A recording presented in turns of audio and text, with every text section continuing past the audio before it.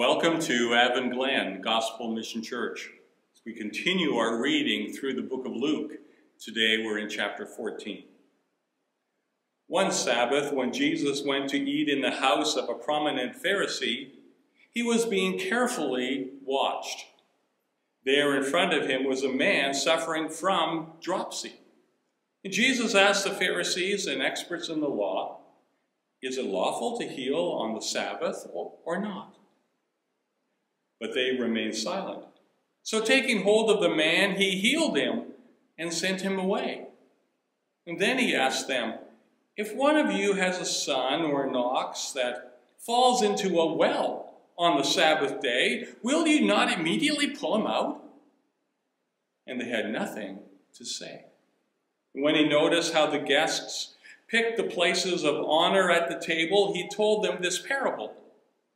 "When someone invites you to a wedding feast, do not take the place of honor, for a person more distinguished than you may have been invited.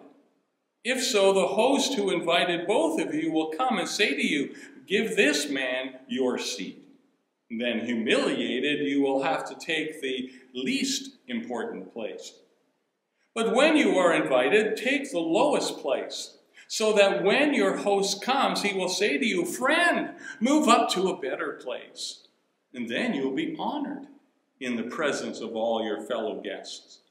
For everyone who exalts himself will be humbled, and he who humbles himself will be exalted."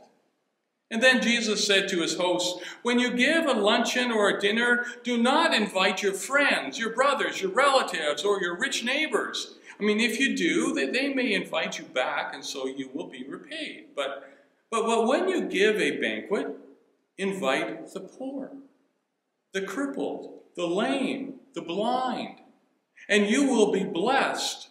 Although they cannot repay you, you will be repaid at the resurrection of the righteous." When one of those at the table with him heard this, he said to Jesus, "Blessed is the man who will eat at the feast of the kingdom of God." And Jesus replied, "A certain man was preparing a great banquet and invited many guests. And at the time of the banquet, he sent his servant to tell those who had been invited, 'Come, for everything is now ready.' But they all alike began to make excuses. And the first one said, I've just bought a field and I must go and see it. Please excuse me."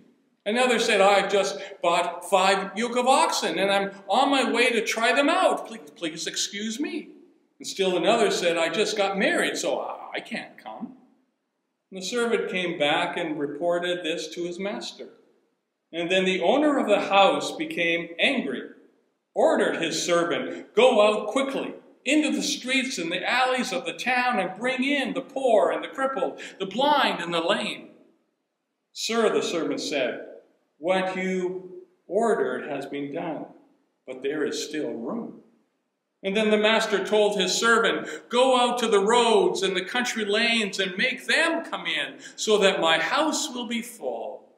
I tell you, not one of those men who were invited will get a taste of my banquet."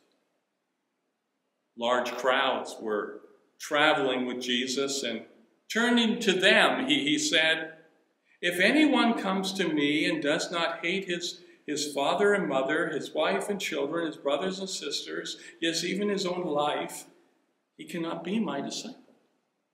And anyone who does not carry his cross and follow me cannot be my disciple.